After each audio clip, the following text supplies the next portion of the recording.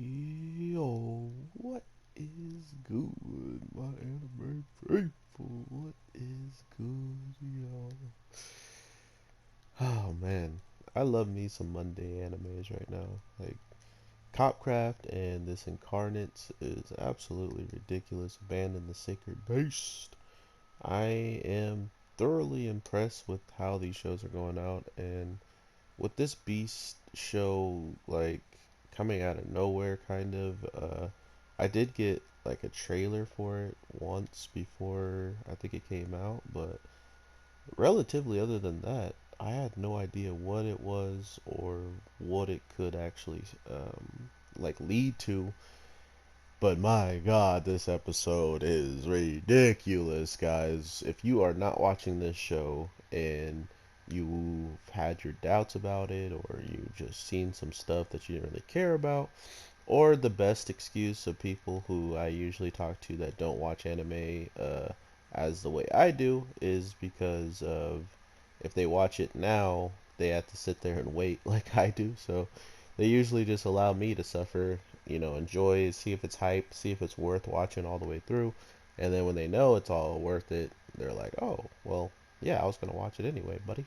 It's just I didn't want to wait weekly. So some people are smarter than me. It's whatever. But yeah, this episode was probably the pinnacle of where the show starts to drift away from the norm. And this week's episode, with just him going into this place and running into all this stuff, was already that entrance into different territory, which was good. But at the same time, we hadn't gotten just straight up, uh, you know, mass like battling and information on top of the battling that actually changes the way that we look at the story from here on out. I mean, oh, I didn't mean to do that. We saw a certain thing. I didn't want to do that. Push R3, buddy. um Certain things that popped off, and then once it popped off, we still had a good understanding of what the overall grand scheme of what could happen because of these things popping off. And once we saw it, it was actually crazy. Like, he stole the man's like partner who he didn't even want with him. He stole someone's daughter of his team that's been, a little bit more than uh, she's helped him kind of, understand himself maybe, or at least have a little bit better of a time traveling with somebody instead of just being alone the whole time. So there's things she's brought to the table that no one else has in a very long time. I mean, sure, the blonde-haired girl was kind of like that, but to be fair, she was just, working with the government as much as he was just to get a goal done. So I don't think he really saw her as a friend and stuff. Like, he didn't see her as someone that could grow on him, and they live life together somewhere else just to just for fun or whatever. Um, he could probably see that with this girl, or like he could see himself seeing her get like grow up or something. And that's kind of told by his anger and his complete like change of demeanor when all of a sudden this crazy thing happens, man. She straight up gets shot in her gut, just like it looked just like how the first person he really liked got shot.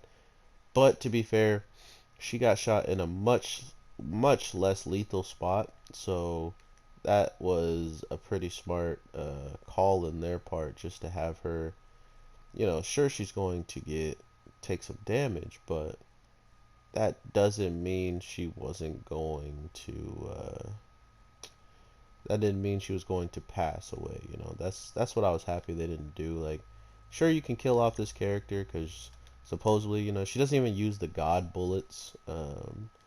She also just kind of like got in the way last week's episode, but she didn't fully get in the way. It was mainly the guy's fault who wanted to, you know, be there and see everything out and all this stuff. Like, it wasn't even his. It wasn't even really her fault as much as it was the boy who had lost his mom and wanted revenge and stuff like that, and kind of saw the way she was reacting when it came down to, hey, this guy is killing people. He killed my mom, and the first thing you do when you see him and have an open shot is hesitate. Like that's how he saw it, and I thought that was a really smart way of handling his character being on the outside, looking in and not knowing anything else but, this guy killed my mom, so he deserves to suffer. Was a really smart play on how that character made his moves, made his decisions. There's no way he would make any other decision, besides like I can use this gun to destroy this man. Like finally, my revenge will be succeeded. Like that's the type of thing that they do in this show is they make everybody have selfish motives, and the girl's selfish motive just got our main character in a worse position than he already was, because now seeing her get shot and take this damage, and he pretty much thinks that she's gone, dead and gone, it just goes to show us how much of a beast, or like how much power this man has been holding back even till now, that could have been taking him over much, much earlier on. So that's super, super scary to me. Like to know that there's something even further with his transformation is pretty crazy. And I expect nothing less of this show to like give us some ridiculous, battle with that form that he has. But seeing how strong he is and seeing how much damage he did just by like probably running away, just by leaving, yeah, there would be no battle. Like think about this. The thing that protected Kane's brother from actually like dying in this week's episode was the simple fact that he used a monster that had like a turtle shell. It had a turtle-ish shell, or it was more like the whatchamacallit guy. It was like a, dang, I forgot what those things are called. Oh, it was like a beetle, like a very, very hard-shelled beetle, and he kicks it, or like he uses it to take an attack for him. And once that attack is taken, this man, like we get to see that beetle absolutely shatter, like just blow up. Um, I don't know if they knew that that's what that scene looked like, because then all of a sudden we see the same beetle is back when Hank goes into rage mode, like his ultimate form, and straight up he like straight up squishes him, like he smashes him under his foot.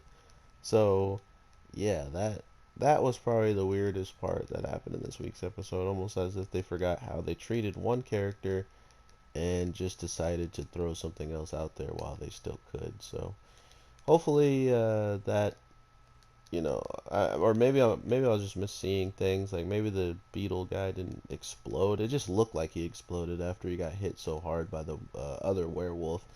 Which the other werewolf did look pretty cool, but we quickly find out he is no match. He ain't nothing.